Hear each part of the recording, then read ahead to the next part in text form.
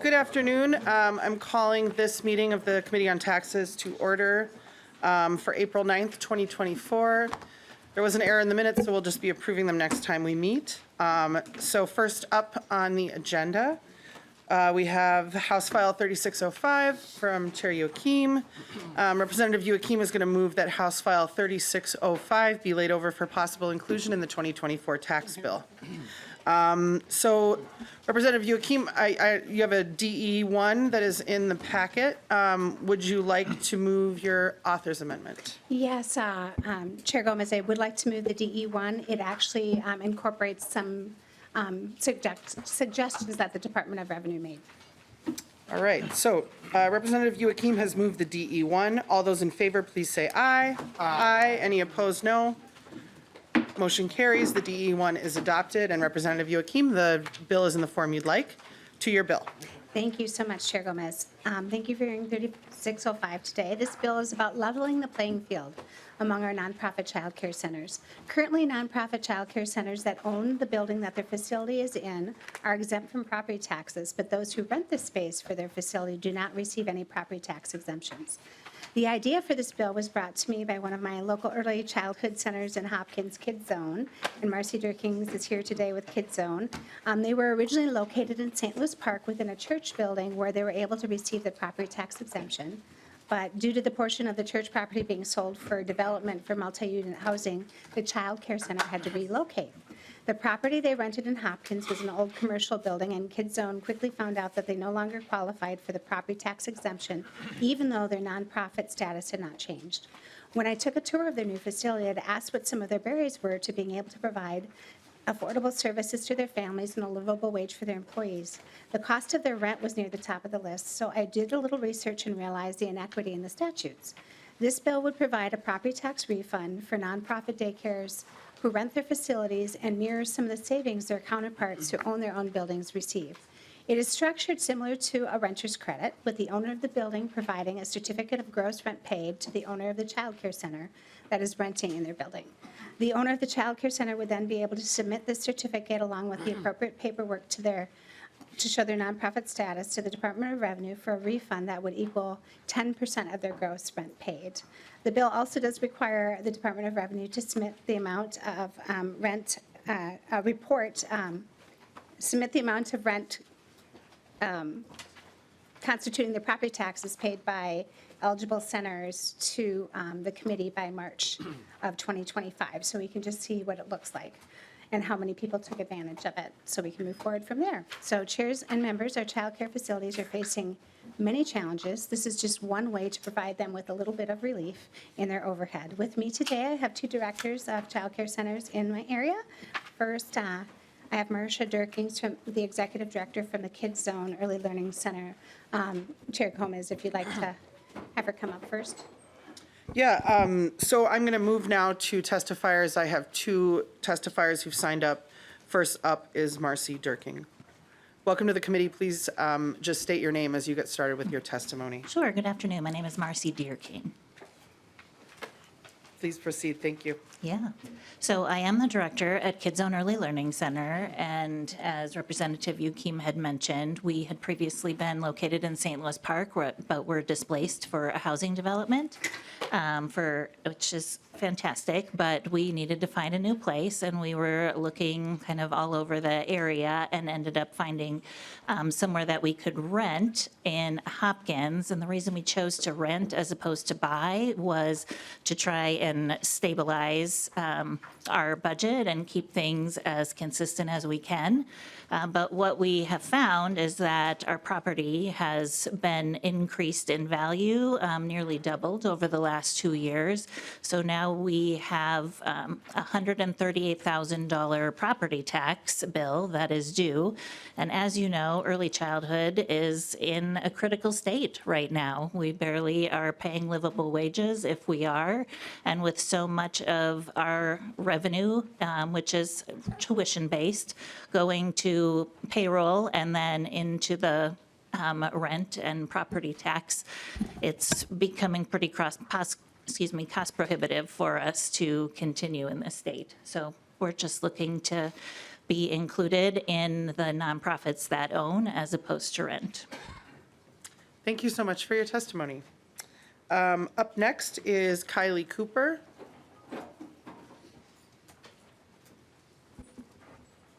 Welcome to the committee. Please just state your name and as you get started with your testimony. Thank you, Chair. My name's Kylie Cooper.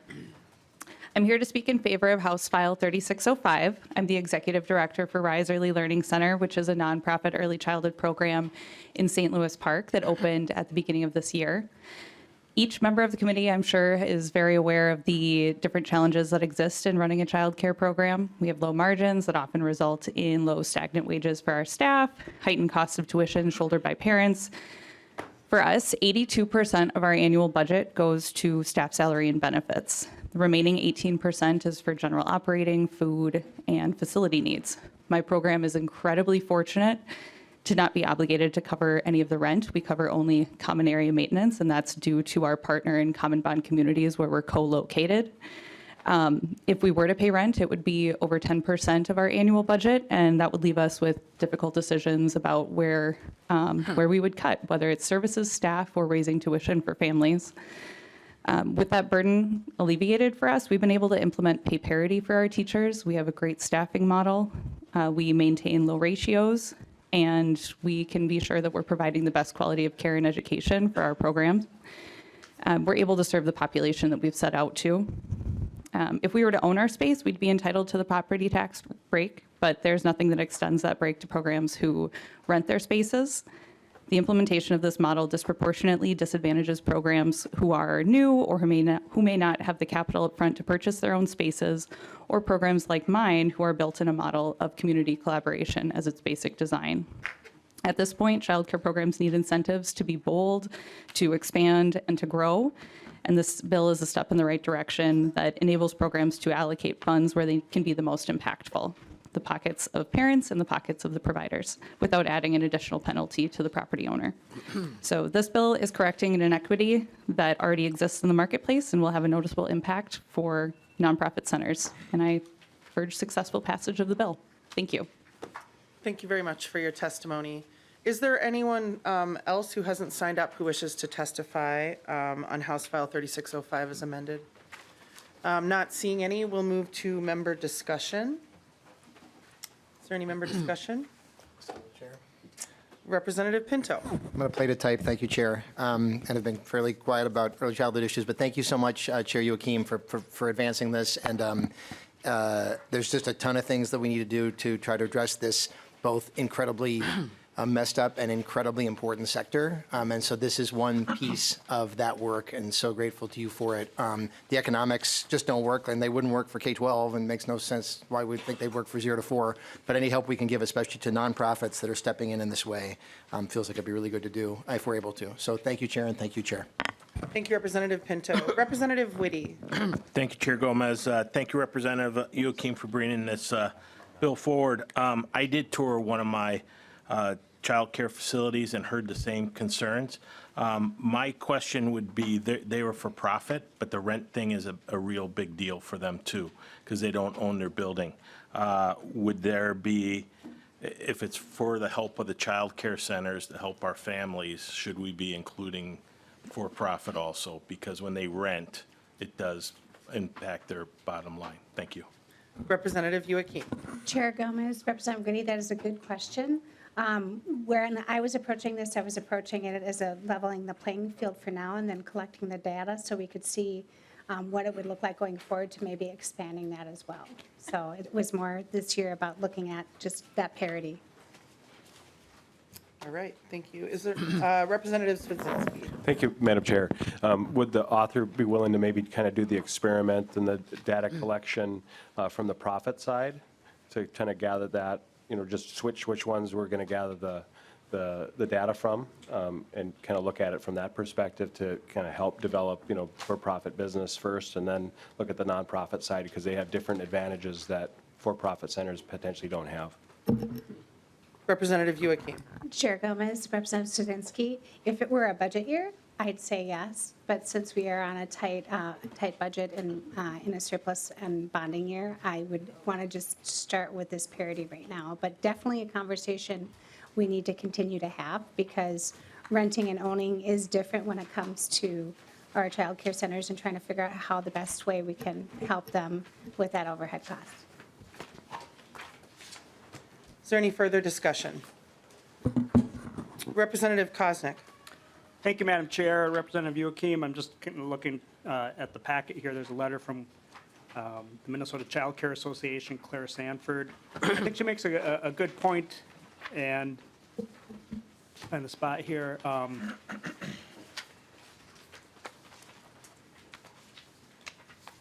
That the bill would obviously be meaningful to nonprofit child care centers, but the fact remains that the vast majority of child care centers in the United States, both centers and in-home, and particularly smaller providers, operators of, on a for-profit model, would also benefit from this, similar to the other comments. But also, I believe we're looking at spending over $500 million this biennium. It's hard to say that it's not a budget year. I didn't hear a question in there. Is there anybody else who wishes to raise perhaps a different point? Representative Pinto. Thank you, Chair, and apologies for going a second time. But No, please. Just wanted to note, I appreciate in what I hear in my colleagues' points an underlying recognition, as the letter from Child Care Association says, that early care and learning, just like K-12 learning, is a public good that deserves public support. We had tremendous investments last session in recognition of that, that went quite a bit to those providing child care and early learning on, and we could call it for-profit. I mean, really, it's barely, I mean, as this says, I mean, the margins are incredibly thin. We've got huge concerns. And so I guess I really appreciate the recognition that this is in fact a public good deserving of public support. We need to have a broader conversation about that. I guess I view this bill as the Chair Youakim said, is simply, leveling the playing field in one small point. But boy, if we could have a commitment among all of us to say that this public good deserves significant public investment, property tax exemption, that's good, that's nice. Broadly, we need to recognize that that the investments we make in those early years pay off for all of us all the way along. And I really am heartened by what I'm hearing in the comments on this bill, and hope we can continue that in future years. Thank you, Chair. Thank you. Representative Koznick. Thank you, Madam Chair. And I think what the bill does do that I like it recognizes the fact that we have a ton of regulations on our businesses. We also have a ton of taxes on our businesses. And to go to whether you rent or own a property, maybe the other side of the aisle would recognize that the temporary tax on commercial and industrial businesses that was imposed as a temporary tax and now seems to continue to go on and on, maybe the other side of the aisle might consider eliminating the tax on commercial and industrial altogether and not pick just one sector that's struggling economically, but we have a whole variety of businesses in every sector that continue to have meet their bottom line. And reducing, or eliminating, but I would even start with reducing the commercial industrial property tax on all our commercial and industrial property and recreational property. Get rid of that whole tax and help all our businesses. Right, so we have a bill in front of us that doesn't concern that, but we'll go to Representative Youakim. Madam Chair, Thank you, Chair Gomez. You're not recognized right now. Vice- Representative Youakim has the floor. Representative Koznick. Representative Youakim. Thank you, Chair Gomez. Yes, this really is a simple bill about leveling the playing field, but if we want to talk about CI property tax, that property tax was put in place when we collapsed the tax rates for buildings and commercial and industrial. We're getting a large break, and we're trying to figure out a way to make sure that folks were paying into our education system, which, as a reminder, 38% of our state budget goes to our education system, which our commercial and industrial folks benefit from, like, as we all do, to have well-educated employees. So that is definitely a conversation for the other day. Over the years, we have frozen the levy on that. We've exempted the first $200,000 or $150,000 of property. It's been a while since I've been property tax chair, but of property from that. And that is definitely a discussion to have another day, but not on this bill. Thank you, Representative Youakim. Is there any further discussion on the bill? All right, not seeing any closing comments for us, Representative Youakim. Thank you, Chair Gomez. Letters in the packet are more letters of support. And thank you for your time and attention and the stimulating conversation. Our child care centers across Minnesota, as Chair Pinto said, are facing many challenges. This bill is just one little way we can level the playing field and provide them with some relief in their budgets. I would ask for your support as the House tax bill for this session is put together. And thank you for your indulgence, Chair Gomez. Thank you very much, Representative Youakim. And with that, Representative Youakim will renew her motion that House File 3605 as amended be laid over for possible inclusion in the 2024 tax bill, and it is laid over. Next up on the agenda is House File 4555 from Representative Howard. As he moves up, Representative Howard will move that House File 4555 be laid over for possible inclusion in the 2024 tax bill. Welcome, Representative Howard. I understand there's an A2 author's amendment. Yes, Chair Gomez, I would move the A2, which makes some changes based on our dialogue and feedback with Minnesota counties and cities to create more flexibility that they're requesting. All right, so Representative Howard has moved the A2. Is there any discussion on that motion? Not seeing any. All those in favor of adopting the A2, please signify by saying aye. Aye. Any opposed, no. Motion carries. The A2 is adopted. The bill is in the form you'd like. Representative Howard, to your bill as amended. Thank you, Chair Gomez and members of the committee. Members, as you know, last year we passed a quarter-cent metro-wide sales tax for housing, as well as statewide housing aid, delivering for the first time significant new ongoing resources for our counties and cities across the state to address their local housing unique challenges. As a reminder, some of the uses of this new resource for counties and cities is direct supports like rental assistance to prevent homelessness and increase housing stability, the ability to provide resources to build new units of affordable housing to rent, and also affordable home ownership opportunities, as well as the ability to preserve the quality, affordable, and supportive housing that we already have.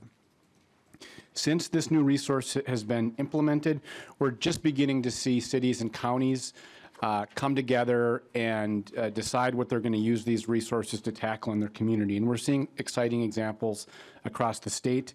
I would note Hennepin County, who plans to use their resources in a myriad of ways to support and prevent homelessness through a new rental assistance model, efforts to preserve and create new units of home ownership and rental. And all told, their yearly estimate, this is going to impact more than 1,200 households in one county alone. That shows members the promise of what can happen when we provide direct local resources that are flexible for our cities and counties to address housing needs. What this bill seeks to do is to make sure that we're maximizing the impact of those dollars and making sure that those new dollars are in fact going to support new investments in housing. So what this bill does is clarifies really our legislative intent last year, which is that these resources should supplement, not supplant, existing locally funded housing endeavors. And as I mentioned, the amendment provides much more flexibility for cities and counties for how we kind of get at this mechanism and guidance. In addition, this bill does clarify or add eligible uses in terms of what the resources can be utilized for at the local level to support more of the entire continuum of housing and to provide more tools to our cities and counties to address local needs. So in closing, we're just beginning to see the impact of this new resource for our cities and counties, and this bill seeks to make sure we're maximizing that impact. And with that, I'll turn it over to testifiers and look forward to the discussion. Thank you very much, Representative Howard. So I have a few testifiers signed up. First up is Libby Murphy.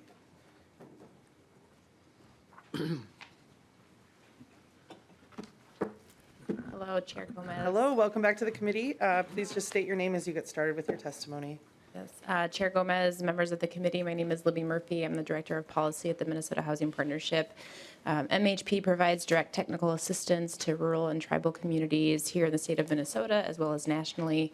We produce original research on housing trends here in the state of Minnesota, and we advocate at the federal and state level for housing policies to advance equity and housing. So Minnesota Housing Partnership worked with Chair Howard, I think for years on the conception of the local housing aid program. And so we worked with lawmakers over a number of years, including last year, on the language. And I can say with confidence that all of the proposed changes reflect the initial intent of lawmakers and housing advocate stakeholders.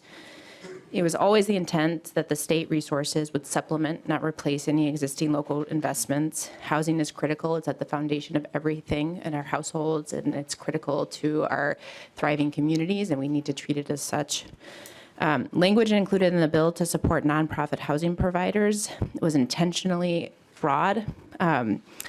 The thought was that it would be flexible to meet current challenges that are facing the sector, to respond to ongoing and underfunded systems needs, and to adapt to future unknowns. It's become clear that this language needs to be clarified, that broadness isn't providing the necessary clarity to counties and cities. And so the changes proposed today make it very explicit about how those funds can be used to help nonprofits provide the most dignified, safe, and responsive housing. Also, when we think about the bill's intention to build and preserve more housing, we need sources to help provide operating support and services so that we can provide that safe, dignified, and responsive housing to our residents. Thank you. Thank you, Ms. Murphy. Up next, Matt Hilgart. And on deck is Reverend Nancy Nordbentz. Welcome back to the committee, Mr. Hilgart. Please just state your name as you get started with your testimony. Sounds good. Thank you, Madam Chair. Members of the committee, my name is Matt Hilgart. I work for the Association of Minnesota Counties. I also drew the short straw today, and I'm representing the Minnesota Intercounty Association as well as the League of Minnesota Cities. We're trying to consolidate our comments back on this bill. I want to start with gratitude for Chair Howard and his work on collaboration. I don't know if I can say countless of hours, but certainly at least 2 or 3 hours spent cumulatively talking with cities and counties on the original bill, as well as the amendment that you see in front of you today. So we do appreciate that engagement, and I believe that we share all the same goals that were enumerated just before I started my testimony. I want to provide comments first on the underlying bill that is not changed and cite a couple lines that we are extremely grateful to. 1.9, line 1.9, that provides expansion to supportive services, as well as lines 2.16 through 2.25 to expand a little bit more about what qualified expenditures entail. To the amendment, another note of gratitude for Chair Howard's work on providing us a little bit more comfort on the maintenance of effort. For those who have been in front of the tax committee for a while, you'll remember that local governments get a little reticent and nervous when MOEs or maintenance of efforts are put into law. We do think that there are sizable or notable disadvantages and negative outcomes associated with the MOEs depending on how they're written. And I think this maintains the ideal, which we hear very clearly, and I'll state for the record, is to supplement, not supplant, existing expenditures in housing, but also provides us some flexibility on how to meet that. So I want to thank Chair Howard for that and the continued conversations on that, especially if there's downturns in just general state funding for counties and cities and how we might be flexible within those parameters. The last thing I want to end with is probably the least popular item, but it is something that I just like to continue brainstorming, and that is how we are going to be administratively supporting some of the projects and expansions and programs that you're requesting of us. It's noteworthy to remind folks that this will be hundreds of millions of dollars over the course of a decade that local governments will be using. For example, Dakota County is setting up a new emergency assistance program geared towards families and individuals coming out of shelter to bring permanency and stable housing.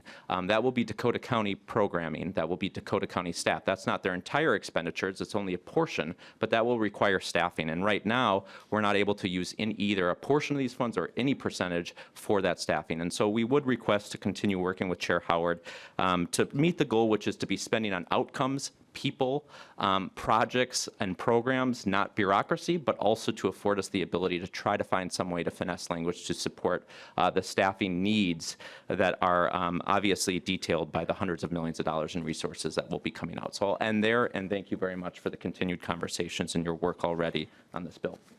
Thank you, Mr. Hilgart. Up next is Reverend Nancy Nord-Bentz. Welcome to the committee. Please just state your name as you get started with your testimony. Thank you, Chair Gomez, Vice Chair Norris, committee members. Thank you for this opportunity to speak in support of 4555, and thank you, Representative Howard, for championing this bill. I'm Reverend Nancy Nord-Bentz, Public Policy Manager at Beacon Interfaith Housing Collaborative. Beacon is a true collaborative of more than 100 congregations that creates new supportive housing, sustains 20 affordable housing developments for over 1,100 residents, and advocates for every Minnesotan to have a home. Supportive housing, which combines rental assistance and specialized services, is the most effective intervention to end chronic homelessness. But the model is at the breaking point. The rapid increase in the amount and acuity of need, skyrocketing expenses, staff shortages, and aging housing stock are just some of the challenges nonprofit providers like Beacon face. Beacon strongly supports HF 4555 because it will help meet the needs of nonprofit providers and our residents. This bill includes 3 critical provisions. 1, it mandates that housing revenue, as we've heard from the Metro sales tax, be used to supplement local housing assistance, not supplant it. 2, it allows the revenue to be used to rehabilitate and preserve financially distressed existing affordable housing. And 3, it expands the permitted use of this revenue to include supportive housing services and operations, such as enhanced security, which has become a costly necessity in the midst of the opioid crisis. To ensure the safety of our residents, Beacon now provides 24/7 security at some of our buildings, an unfunded expense of $200,000 to $400,000 per development per year. Increasing and unforeseen financial burdens like this threaten decades of progress in helping the most vulnerable Minnesotans attain housing security. The legislature acted courageously last year by creating the Metro sales tax to fund local housing aid. We cannot thank you enough for this vital support. Now we ask you to approve key policy changes to make that legislation even more effective. We urge you to pass HF 4555. Thank you. Thank you very much, Reverend Nord-Bentz, for your testimony. Are there any other members of the public that wish to testify on House File 4555 as amended? Not seeing any. Move to member discussion. Last call. All right. We almost got through. No, I'm just kidding. Representative Robbins, please. Thank you, Madam Chair. Sorry, I was No. trying to Never apologize for asking a question. Representative Robbins. get my thoughts together. So I appreciate this bill. I have worked on and off on housing issues and homelessness for a long time, since the Plenty administration. I understand the need for supportive housing. But my understanding when we passed this last year was that this was about developing and preserving existing housing or new housing, like physical housing structure. And I just feel like we are doing a bait and switch here. That was what this was all premised on last year, with a big tax increase. Hundreds of millions of dollars has been testified, and now all of a sudden, before it's even really rolling, we're saying, oh, plus all the supportive housing stuff. I feel like we are lessening the impact of what we really need. Not that we don't need supportive housing, I get it, we do, but that already has an ecosystem. And so I would just like you to address why you're doing this, because I'm very uncomfortable with it. Thank you.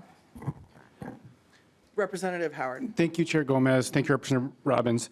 The bill last year that we passed really was a big focus, and honestly where we really started with how do we create new resources to build more housing, because we have this massive housing shortage. But we also recognized, and as we passed this bill last year, that there's a continuum of needs across housing. That's why our And in working with our cities and counties, we recognize that the needs are different, city to county, metro, greater Minnesota. So in the bill last year, it is a fairly flexible eligibility of uses that sort of stretches preserving the homes that we do have, as well as building new, as well as providing direct assistance to folks, as well as providing pathways to build new homes to own, affordable home ownership. So I really view the additional language more as clarifying than adding new uses. The bill last year, called out supportive housing. We're just adding a little more definition of what that could entail in this bill. So that would be my answer. And it is a challenge because the needs are so great everywhere across the housing continuum.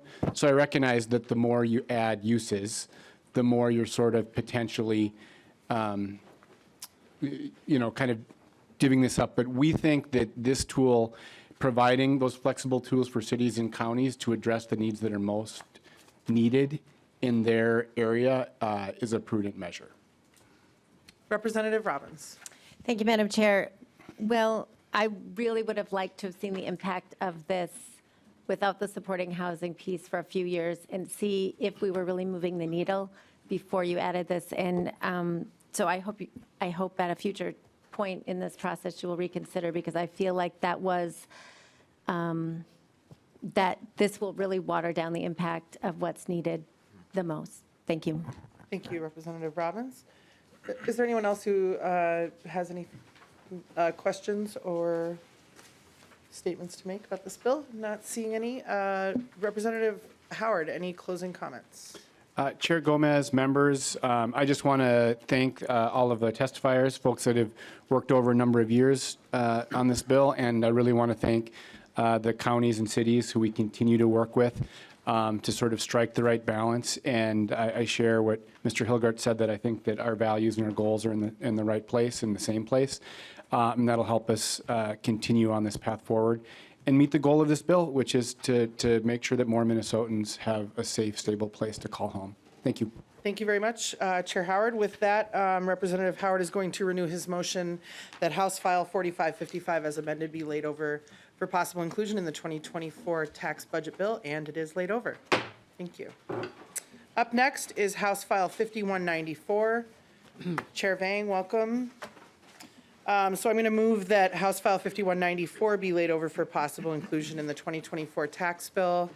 And I understand, Chair Vang, that you have an author's amendment. That's correct, Madam Chair. Great. I believe it deletes a section on the local option sales tax. Construction materials, Yeah, sales construction tax exemption. Yep. Okay, Yes. great. Thank you. So I'm going to move that we adopt the A1 author's amendment. Is there any discussion on that motion?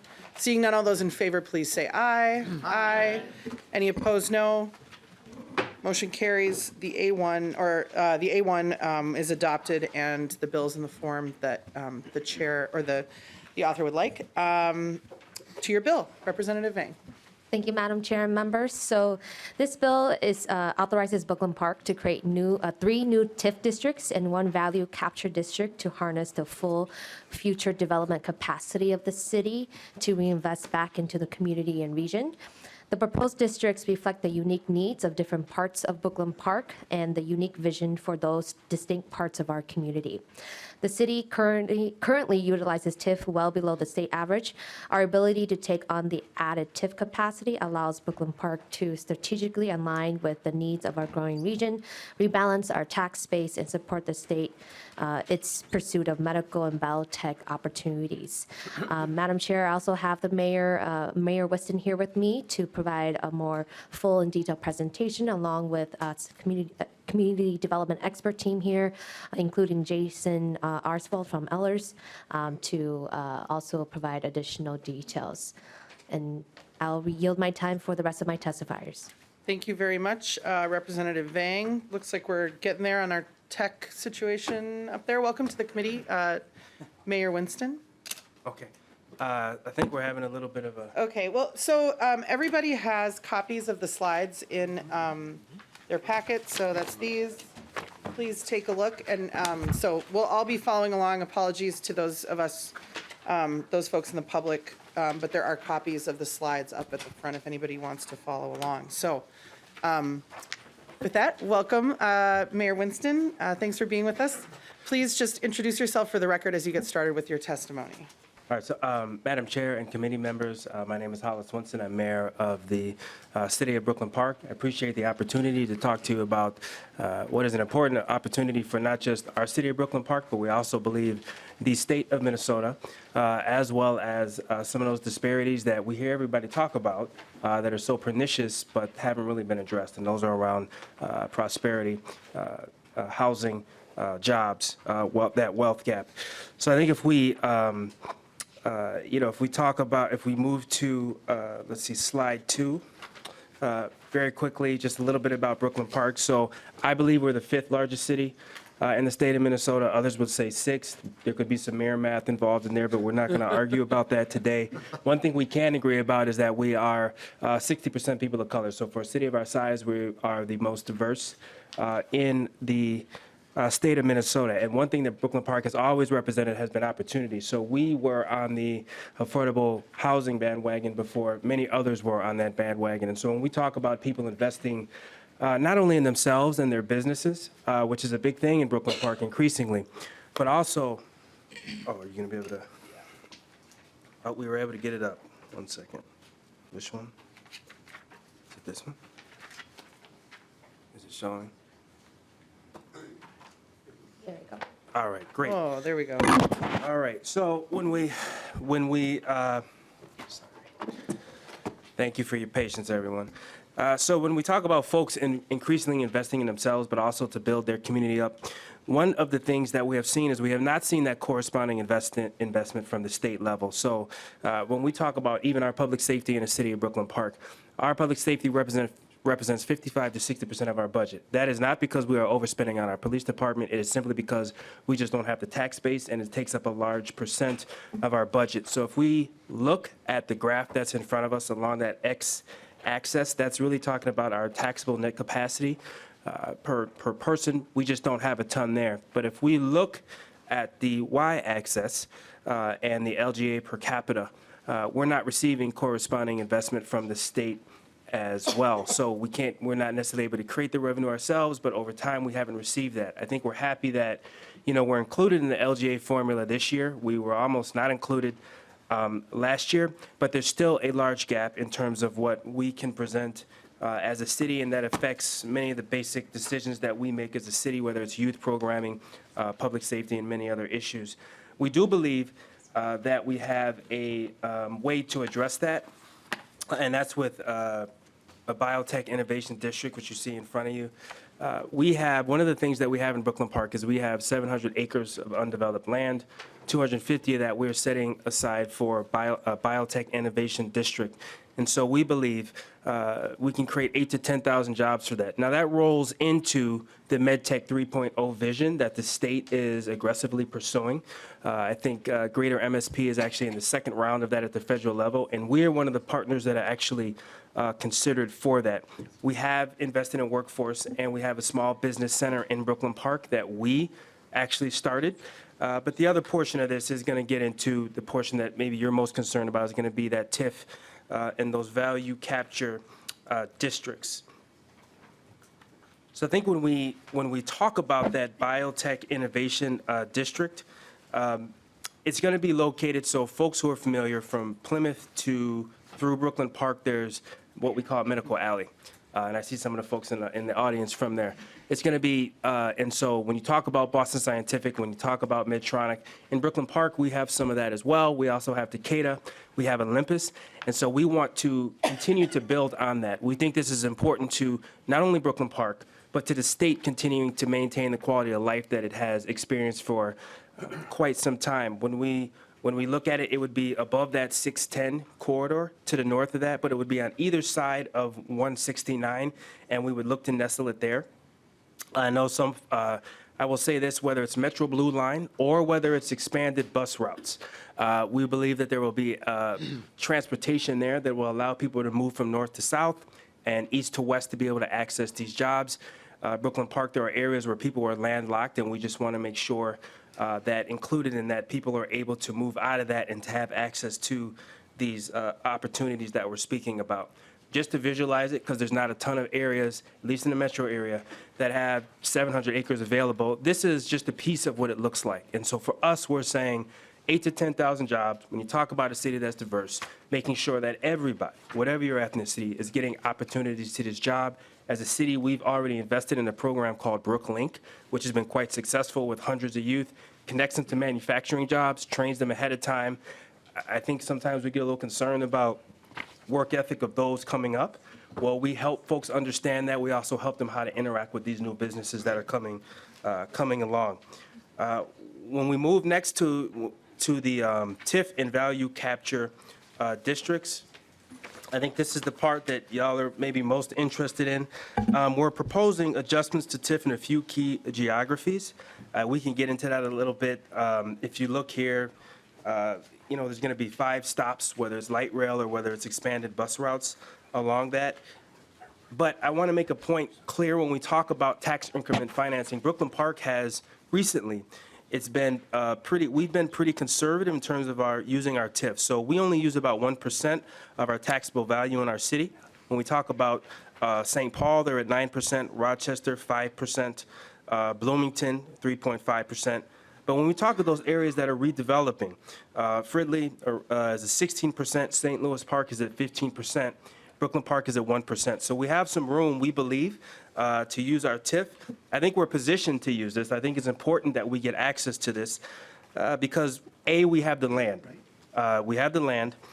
We have the partnership. So when we talk about that partnership with Greater MSP, when we talk about Medical Alley that exists within our city, we have the capacity. So we're bringing people on board to help make this vision happen. And then at the state level, we know that MedTech 3.0 is something that is not only a priority, but it's something that's incredibly important to Minnesota staying at the top of the game for quite some time and giving us that quality of life that we've come to expect. The value capture districts are pretty strategic when we look at those 5 lines. We're just looking to capture what we think that value is going to be so that we can build out future infrastructure with that. And we think by capturing value from parcels that are within about a quarter-mile radius of these plant stations, we can reinvest into transit-oriented development, some anti-displacement programs, and then community enhancement. And then, of course, there's some of the basic blocking and tackling. So I know I'm going a little quick on this, but if you look at that gray box to the northwest corner, right, the Biotech Innovation District. But then if you look a little further down, the second stop up from the south, right, we're talking about the Village Creek area. There's areas for developing both of them. One of them is greenfield for that biotech. The other one has been built out some, but there's some brownfield areas that we need to reinvest in. We also believe that will help with some of our public safety issues as well. So in terms of critical investment, this TIF would also allow for water infrastructure. So if you talk about building out the infrastructure for not only 8 to 10,000 jobs, but the workforce housing that goes along with that, water infrastructure is something that has to be provided. Again, growing and attracting businesses, helping to bring some of those businesses that maybe don't initially think the market is there. And then, of course, workforce development. We mean small W workforce development in terms of creating those jobs. But then housing as well. We know that not just at the metro area, but at the state level, right, there's a housing shortage. And so we're talking about doing our part as a city to help with that workforce housing and to build that out. And when we look at our city, sometimes we have to overcome how the market sees us as a city to provide this housing. And so this will help us to do that. So again, I want to thank everybody for the opportunity. We do have partners on this. I think 2 that we really want to mention is Greater MSP. They've kind of helped walk us through a lot of this process. And then at Medical Alley, which I believe will be speaking later. But again, this is not just an investment in the city of Brooklyn Park. It's incredibly important to us in terms of being able to afford basic infrastructure like public safety and the parks and rec and youth programming that we need. The second piece is this. At the state level, Minnesota does have to be competitive when it comes to MedTech 3.0. We have the land, we've got the workforce, and then we're doing everything we can in our power to help incentivize those companies to come here. The third thing, which is always a concern of mine, is that we have heard people talk about disparities for quite some time. year after year, decade after decade, at least when it comes to our city, I would hope for across the state. I don't think we want to continue to have that conversation. A city that has 60% people of color and where many of those disparities reside, if that infrastructure, that economic infrastructure is built within those cities, in our city, you will begin to see at the state level those disparities go down, and you will have a state level impact because our city is willing to do everything we can to play our part at the state level. So again, I want to thank everybody for the opportunity to speak. Thank you very much, Mayor Winston. We might want to invite you back up when we get to questions, but I'll just get through the testimony and then we'll move to member discussion. Next up, Ben Wagner. Welcome to the committee. Please introduce yourself for the record as you get started with your testimony.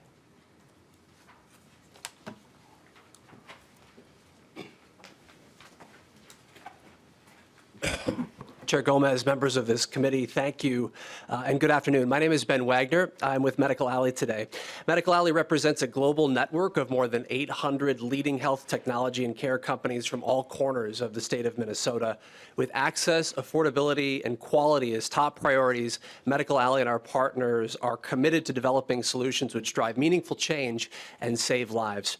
It's with these guiding principles that we extend our support for House File 5194, this tax bill and the broader legislative package which would establish a biotech innovation district in the city of Brooklyn Park. Progress in the biotechnology industry has the potential to improve lives in ways we've only just begun to imagine. From revolutionizing healthcare through personalized medicine and cutting-edge treatments to addressing global challenges such as food security, environmental sustainability, disease prevention, and more, biotechnology stands at the forefront of innovation. Brooklyn Park and the state of Minnesota have a unique opportunity here to position this region as a leader in this growing market, which may triple in size in the next 10 years. The city already has home to some of Medical Alley's leading partners in technology and manufacturing, including Medtronic, Steris, CVRx, and more. This district could catalyze further investment along these areas and beyond.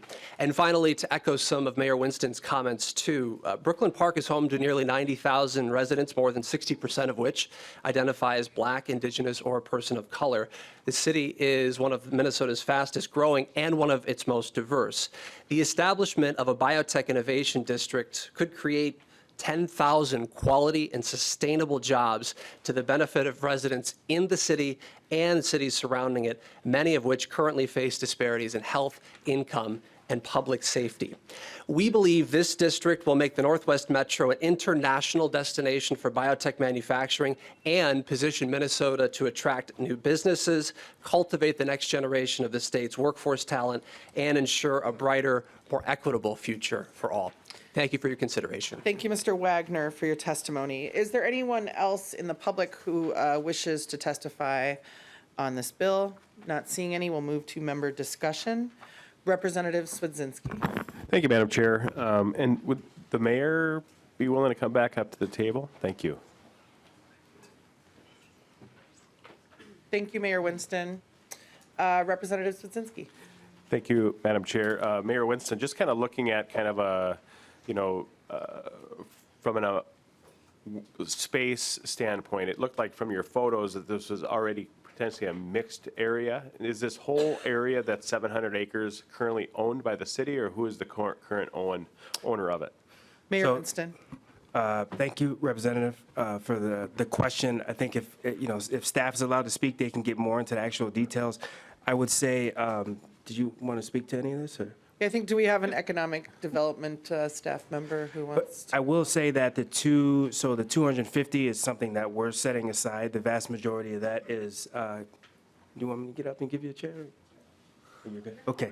So, John will take We care of can you here. push one over for you. So a large portion of that is the biotech is owned by the city. But when we talk about the full 700, that there's a mixture of people that own that. And I know that our economic development, I guess, I don't even want to say person, but authority. You're the authority on this in our city. She can speak to that better than I can. But the land does exist. It's just mixed in terms of ownership. That 250, we have a big portion of it. Please identify yourself for the record before you get started. Sure. I'm Kim Berger, and I'm the Director of Community Development for the city. And the only thing I would add to the mayor's comments is that the 700 acres, the city has a staged growth plan, so that is mostly greenfield.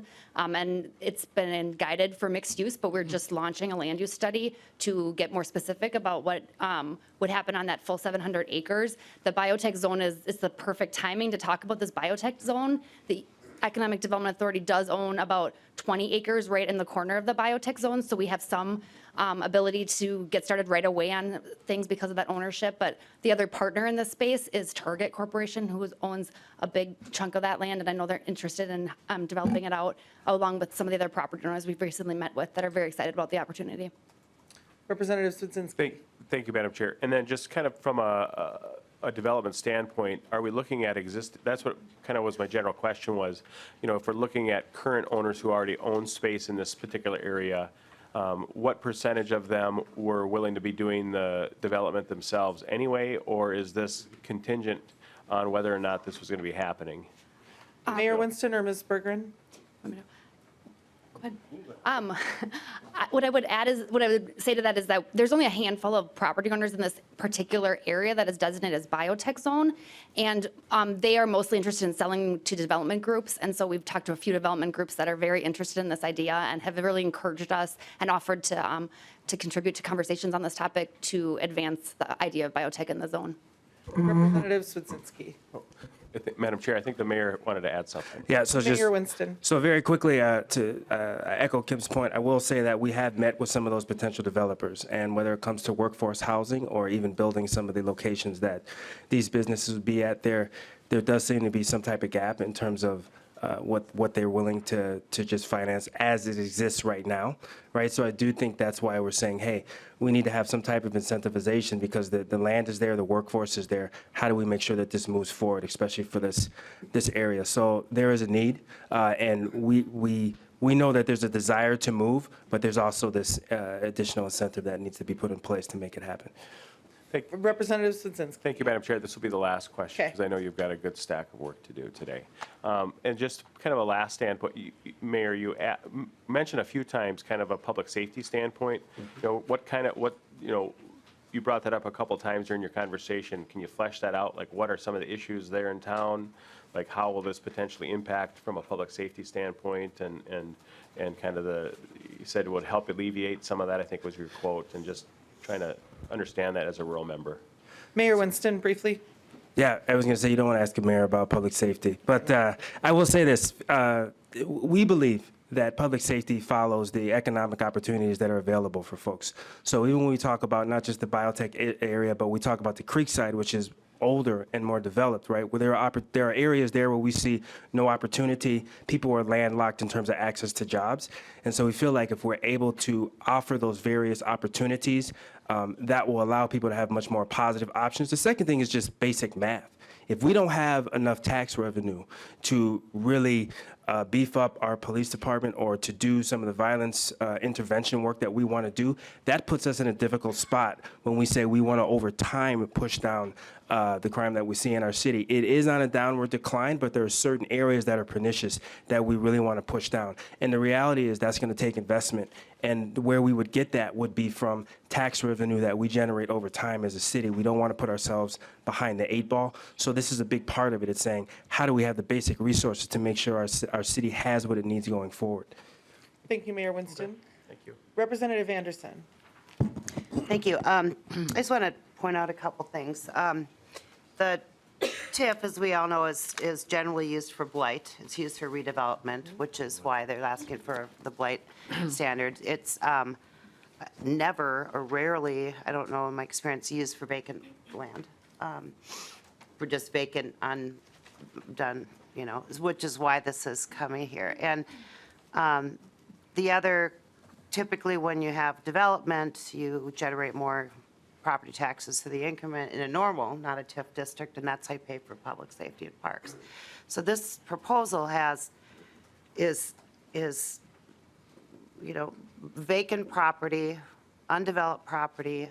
They're asking, that's not blighted, they're asking for to be allowed to actually take part of the increment to pay for public safety and parks, which is how normal things work. So it's it's something that if we start opening this can of, I understand you want to build medical, or, the area, but if we start opening this sort of thing, every city that has undeveloped property is going to be coming in and asking us to, TIF their fields, right? So they can, so I just wanted to make that point. Thank Right. you. There are some benefits to having a former state auditor on the tax committee. Thank you, Representative Anderson. Who audited TIF district? Yeah, I think the only piece I was. Mayor Hollis, sorry. Mayor Winston. Yeah, the only thing I would say to that is that there's not a lot of places in the metro area that have 700 acres available. I would also say that, yes, we want the investment so that we can build the city up so that we're not coming back here 10, 15, 20 years from now asking for more public safety, nor do we want to be in the news 20 years from now because of whatever public safety issues people are talking about. And I understand when you're referring to the biotech, but there are some areas within Brooklyn Park that have suffered from blight, and we've been relatively aggressive in trying to address that, but still some of that exists, right? So I think it's not just focusing on just biotech. There are a number of areas that we have to address as a city. Otherwise, we're going to be coming back 10, 15 years now for asking for something very different, and it won't be something that we're in control of. We'll be trying to play some type of catch-up. Thank you. Representative Anderson. Very quick. A typical TIF district, the extra tax increment is used within the district, as you know, for utilities, land purchases, tearing down buildings, et cetera. It's not used for general government services. That increment typically stays within the district.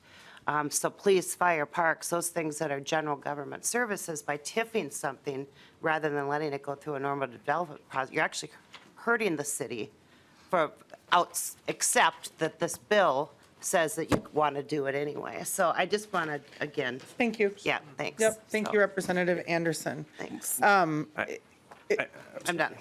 Mayor Winston, real quick, I have make other it quick. bills, and we have a couple of more people who need to speak, and, I'll make it very quick. Yes. I will say that the bill does not exist just to address the public safety, right? I think the bill exists for many of the purposes that traditionally exist for this. So we're not saying we want this bill for public safety. I think what we're saying is part of the reason we're looking down the road that this needs to be addressed is to address that. So I understand your point to that. We're saying working backwards, right? These are the things that we need to address to build up this type of development. thank you. Representative Davids, I'm maybe going to say a couple things, so I don't know if you want to go first, or, I should Just go. a real quick question on this is, I know what what a greenfield is, but it's green. But a brownfield, I think somebody mentioned brownfields. How big of a problem in that 700 acres are brownfields? Mayor Winston or Ms. Berggren? So I think the biotech is, I get it, it's very exciting. But there's another area, the Creekside area, where there is some of that brownfield area, and that's what we were referring to. We were not tying the brownfield to the biotech necessarily, but the Creekside area, which has been, Brooklyn Park was built stage-wise, right? So it was built from south to north. That area is still struggling with that, while other areas are kind of leaving that behind. So there is some areas that needs to be addressed and that needs to be dealt with. Otherwise, it's going to affect the entire city. Representative Davids. Thank you, Madam Chair. Okay. Is there any further member discussion? Representative Robbins. Thank you. I'll be brief. So I noticed in your value captured district that you're tying it to within a half mile of the blue line light rail. I'm not a fan of this project, and I'm working with Representative Tabke on not having it be light rail. So I just wondered, if we are successful in switching that to a bus rapid transit line, if the statute is so specific to light rail, how will you address that? Representative Hollins, I know that, or Representative Robbins, and I know that Mayor Winston addressed that this was related to, this value capture district was related to transit stops, whether it was a train or a bus rapid transit. Yes. Yes, I said that a couple of times. So whether it's Mayor train, Winston. whether it's buses, we know that there needs to be more robust. We've been talking to Metro Transit about that. So that was the plan, was whether it's light rail, whether it's expanded bus, we would build around that access, which doesn't currently exist, but there's a plan to have that exist. Representative Robbins. Thank you, and I appreciate that. I would just point out that the language is still very restricted to light rail, so that's something you should look at going forward. Thanks. Thank you. Thank you. Is there any further discussion? I guess I just did, because we are in, the regular tax committee and we're not in property taxes, so we haven't seen a lot of these in this committee. And I did just want to mention, to Representative Anderson's point, that anytime we see a TIF bill at the legislature, it means that we're being asked to provide exceptions to rules that exist, because cities are allowed to do TIF by right if they comply with the requirements in statute as laid out. So, I do think that it's really important that, this particular bill has a lot of exceptions that are being asked for. I think you've made your case about your project, but, our job as the tax committee is to look at, the issue about setting precedent is real. That's what happens when we provide exceptions to the general use of these types of tools. The value capture district is sort of a novel thing. I know of it being used one other time on a project in Minneapolis that didn't ever happen. We're just, I wanted to just say that, there are a lot of exceptions being requested here. And we're going to continue to, this bill's being laid over. We're going to continue to work on it. But, just for everybody's knowledge, it's like we are being asked to diverge from what is sort of normal, how TIF is normally used in statute and how that's outlined. So with that, I will renew my motion. Oh, sorry, excuse me. Chair Vang, sorry. Thank you, Madam Chair. Any final comments? Thank you, Madam Chair. I just want to thank the committee for a discussion, and thank you to Mayor Winston and his team for being here. And I just want to say the federal has made a move in investing in biotechnology. The state has also made investments in organizations and bio-related things as well. And the city of Brooklyn Park had decided to step up the charge in that. So this is an opportunity for many of us, for the region, for the city, and for the state. So I look forward to the committee's support. Thank you very much, Chair Vang, and thank you so much for being here, Thank you. Mayor Winston. And with that, I will renew my motion that House File 5194 as amended be laid over for possible inclusion in the 2024 budget bill, tax budget bill, and it is laid over. All right, up next, Representative Cha with House File 3559, and I'm going to move that House File 3559 be laid over for possible inclusion in the 2024 tax bill. Representative Cha, welcome to the committee, to your bill. Thank you for having me back, as this was the first committee I produced my first bill. Thank you, Chair Gomez and members of the tax committee. I'm here today to present House File 3559. This bill is about access to clean water, which here's some water from Woodbury that I brought with me. This bill is to provide sales tax exemption for construction materials for Woodbury's much-needed water public infrastructure. As you may know, Woodbury is the 7th largest city in Minnesota. Like most of the East Metro cities, Woodbury is dealing with the PFAS and the corresponding need to provide new, clean water treatment solutions. This bill will help ensure access to safe and clean drinking water for 80,000 residents and 28,000 households. It will help also mitigate the challenges of clean water in Woodbury. I appreciate that the policy of exempting local units from paying state sales tax on construction public facility has historically been a nonpartisan and been granted to many communities across Minnesota over time. I also respect the committee has a budget target to honor, and I would like to work with the committee going forward.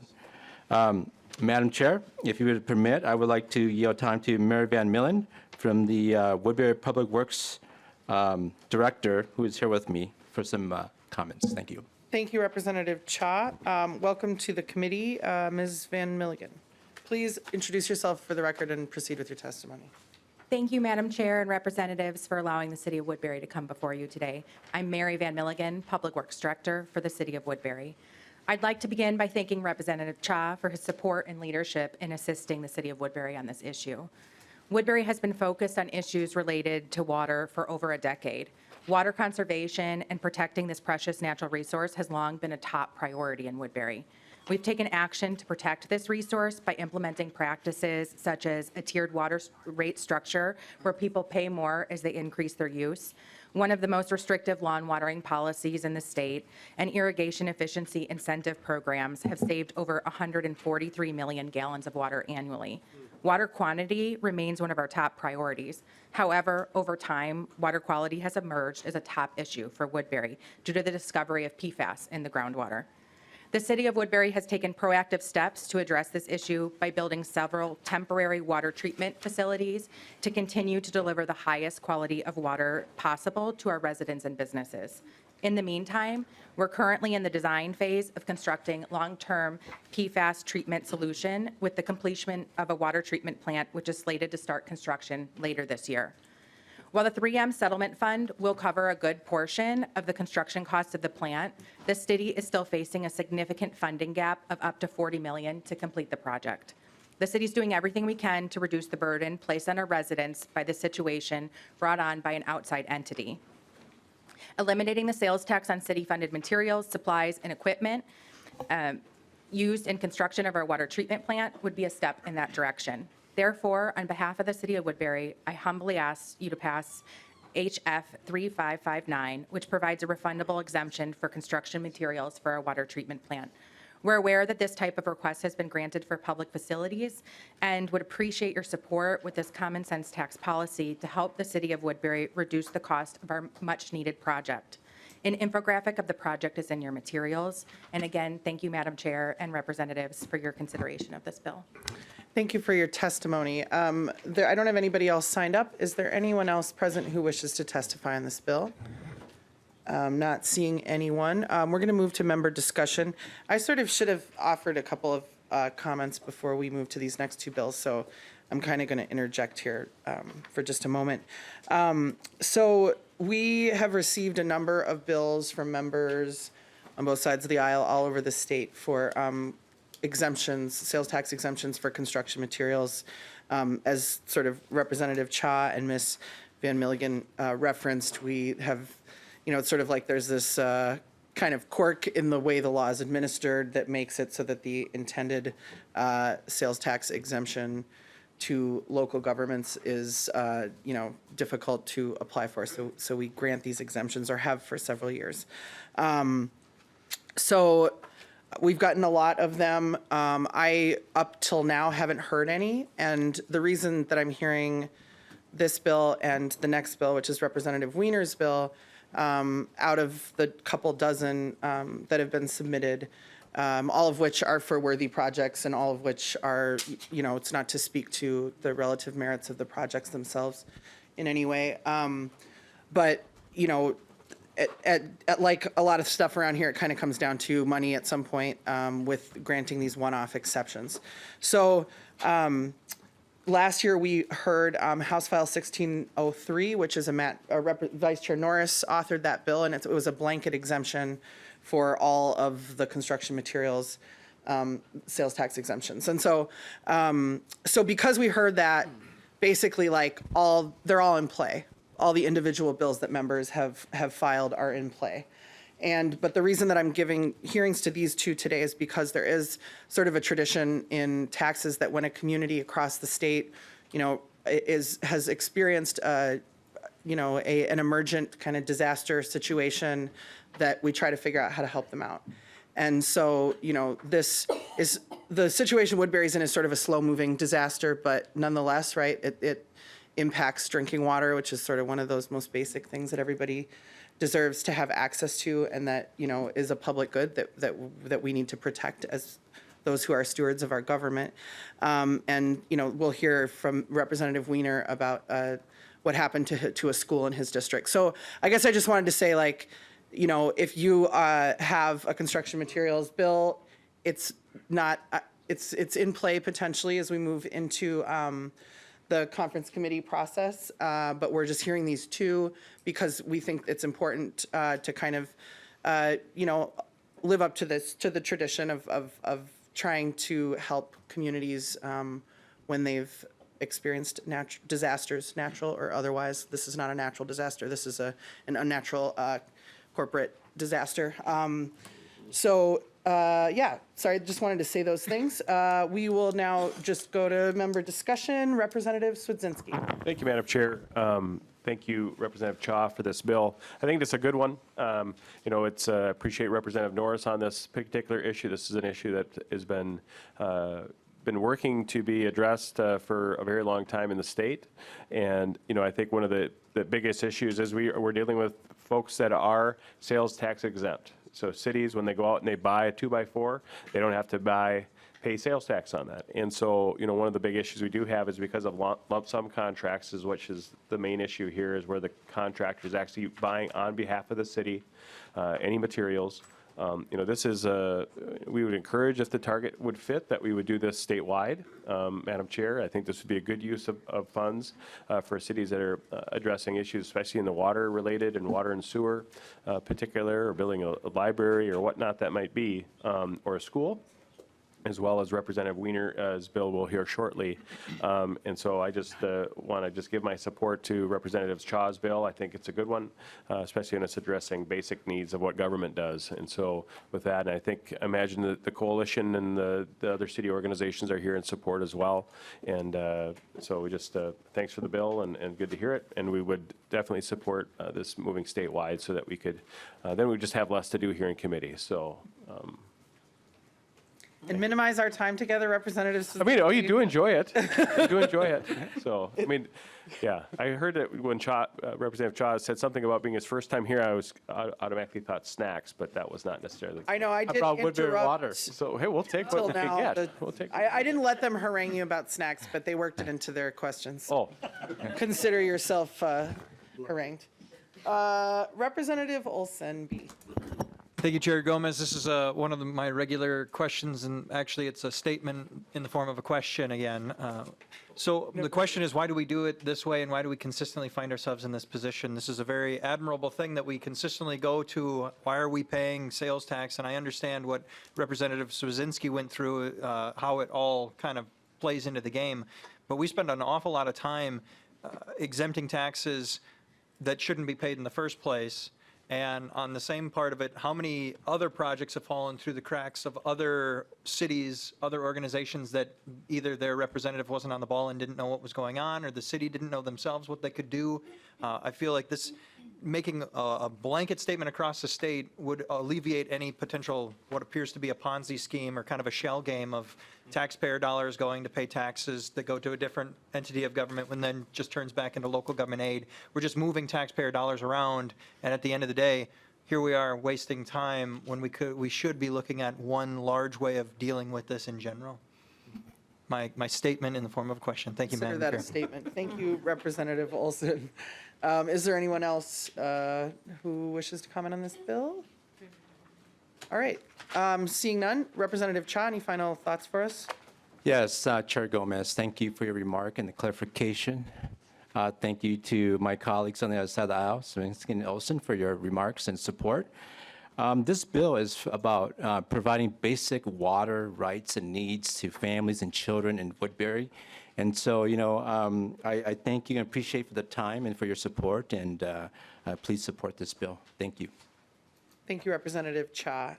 With that, I will renew my motion that House File 3559 be laid over for possible inclusion in the 2024 tax bill, and it is laid over. All right, finally on the docket, Representative 4892. Representative Wiener, welcome to your committee. I understand, do you want to move that your bill, House File 4892, be laid over for possible inclusion in the 2024 tax bill? Yes, Madam Chair, I would. Excellent. So Representative Wiener has moved his bill, and I understand that you have an author's amendment also, the A1? Correct. The amendment would just line up stuff with the Senate version. Great. Would you like to move it? Yes, please. Representative Wiener has moved the A1 amendment. Is there any discussion on the motion? Seeing none, all those in favor, please say aye. Aye. Any opposed, nay. Motion carries. The amendment is adopted, and the bill's in the form that you would like. Representative Wiener, it's your Thank you, bill. Madam Chair. This fine piece of legislation today would help out a community in my district that dealt with a truly unique experience. If this had been a tornado, if this had been any other type of storm, it would have been considered an emergency, and there would have been funds made available. That was not the case. The roof of the school came down because of snow load, age of the building and so forth, and because of the uniqueness of this, it is now in front of this committee. If this had been a regular expansion onto the school, we would not be here talking about it. So because of how this happened, it doesn't fall under the regular categories, and therefore, they kind of fell through the cracks. And Todd County, my district, part of Browerville is in Todd County, part of the poorest district in the, poorest county in the state. And really what we're looking for here is to help alleviate with that tax burden, sales tax on construction material.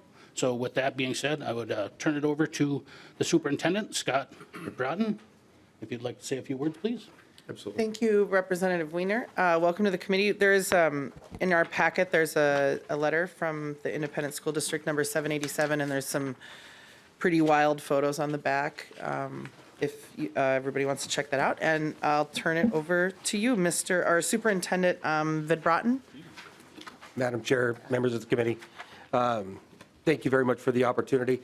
And I cannot believe that I'm going to say this, but I really wish I would have been presented to you 1 year ago, because it actually came down 1 year ago, a week ago. And it was on April Fool's Day that I was notified that of the partial collapse of the gymnasium. And 22 hours later, on April 2nd, I had an emergency school board meeting at 7 o'clock in the morning after working through the night to notify my school board that we would be taking down the gymnasium in a controlled collapse to safely and to protect and preserve the rest of the building. And at 11 o'clock on April 2nd, we did do that. And in order to do that, we needed to disconnect all water lines, all glycol lines, all electricity to ensure that safety. And if we would not have done that, then the rest of the building would have been in danger as well, because the water tower would have drained into the entire high school. So those are the things that we were looking at to preserve and protect the rest of the building. We sat back last Tuesday to reminisce what went on that day, to plan overnight how that was going to impact what we were going to do. Because tearing down that building also meant that we were about to lose 7 classrooms that following Monday, because we needed to hold class. And we did hold class on Monday morning. And when we held class on Monday morning, guess who else walked through the door? The building inspector. And thank you very much that my principal is the fire marshal.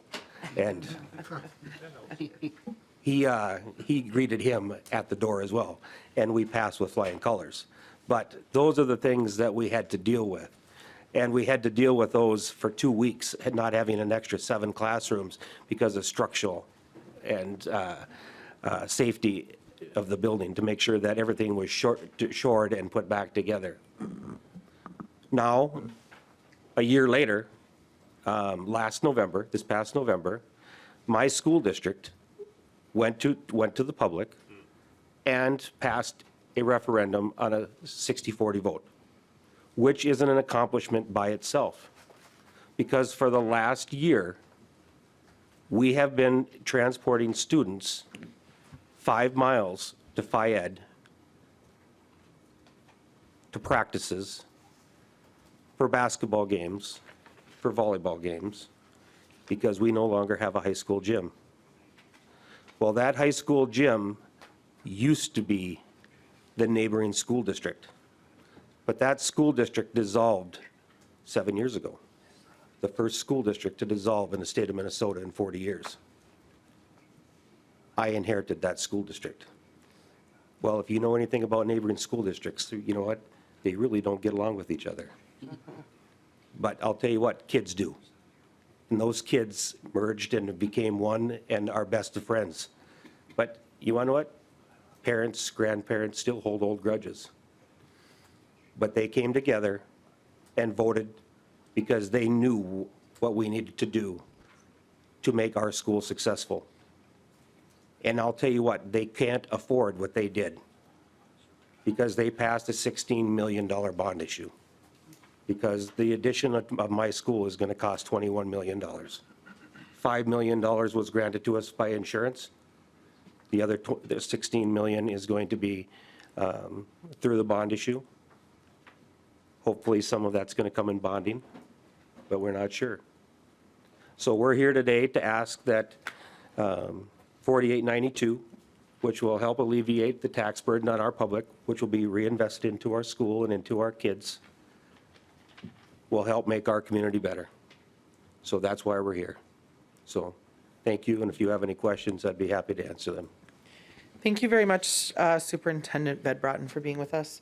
Is there anybody else present who wishes to testify on this bill? On 4892, excuse me. Seeing none, we'll move to member discussion. Representative Spudzinski. Thank you, Madam Chair, and I'd be remiss, the Representative Davis is not in here, and I'm just trying to recall the name of your school mascot? We're the Tigers. The Tigers, okay, thank you. That's what I thought. I think that's how Representative Davis would say it. But just from a secondary standpoint, just, voicing our support for this, I was author of one of the first bills that actually extended this tax exemption to schools as well for the construction of a gym and a school addition as well. And, this is property tax, from a standpoint that 600,000, I think, is what your general ask is for the reconstruction. That is either going to come out of local taxpayers' pockets, or it's going to just simply be exemption, which the way it really should be. And so, Madam Chair, we just support that from our side of the aisle on that. If you wanted to run these as standalone bills, we would support that too. But if it does happen to be put into a larger bill, we'll look at what the rest of the bill looks like. But just Representative Wiener, have you had an opportunity to become, I forget, is this your first time in front of this committee or not? Or Representative Wiener. In front of this committee, yes, but I have had other bills before. Representative in this committee, though, Spudzinski. in this committee, Madam Chair, Representative Wiener? Representative Wiener. For clarification, Madam Chair, Representative, for clarification, in front of this committee, yes. Okay. thank you. Not as a representative. I have had other bills. Representative Spudzinski, did you want to clarify sort of the rules around here a little bit, or? Madam Chair, just one more question to the Representative Spudzinski. we do appreciate the job you do, Representative Wiener, and we just, we look forward to any rectification or any fixing of any issues that may be before our committee, and we're happy to support your bills as much as we possibly dare. Thank you. Thank you. Representative Whitty. Thank you, Chair Gomez. I don't know how to follow that up, but you might be the last today, but you're number one in all of our hearts here. So thank you, Chair Gomez, for allowing us to hear this bill, and thank you for sharing your story. It helps us to understand where the little loopholes are, but the things that affect Minnesotans and also in your community. So I appreciate your guys' testimony, and I appreciate you allowing us to hear the testimony. Thank you. Thank you, Representative Whitty. Representative Youakim. Thank you, Chair Gomez, and thank you, Representative Whitty. We had the bonding bill up for informational hearing in the K through 12 budget because it was an important bill to hear. And as you said, if this would have been any other type of accident or disaster, you would have gotten a little bit more help from the state. So this is the least we could do, is to do the sales tax construction on the construction material. I just want to thank you for coming all the way down here again. Thank you, Representative Youakim. Is there any further discussion? Not seeing any. Well, thank you, Superintendent Vedbrotten, for being here. We really appreciate your advocacy for your community and wish you the best of luck, and hopefully that we can help out a little bit. Representative Wiener, any final thoughts you wanted to share? Thank you for, Madam Chair. Thanks, Representative Youakim, for your kind comments. I appreciate it. Representative Whitty as well. Thank you for your comments. not so much Swazinski, but appreciate being here. Thanks for consideration on this bill. Thank you, Representative Wiener. With that, Representative Wiener will renew his motion that House File 4892 as amended be laid over for possible inclusion in the 2024 tax bill, and it is laid over. So Eid break tomorrow, no tax meeting. We will be back here on Thursday to hear bills. At 1, we have a bunch of bills. Please be here on time if possible. I'm looking at my side of the aisle. And, you know, if we need to have our wide-ranging, robust tax conversations, we can come back after session on Thursday to finish up our business. But otherwise, hopefully we'll be able to move through things quickly. Representative Swazinski, did you have anything to add? Oh, just, Madam Chair, just kind of from a question on amendments and potential amendments, how will that work if we have an off day tomorrow and from a timing standpoint? Yeah, so it's taxes, no 24-hour rule. Sounds good. Wild West. Please, we will be, Ready. any bill that people want to add as an amendment, we're good with hearing the bills. We don't have to ask our staff to, like, you know, draft something new, just generally. Right, that mostly, you know, applies to the big bill that we'll be hearing in the next couple of weeks, but just in general, you know, we sort of have a little bit of a looser thing in taxes, so. Is there anything else? Okay, well, thank you so much, appreciate it. All right, there being no further business in front of the committee, we are adjourned.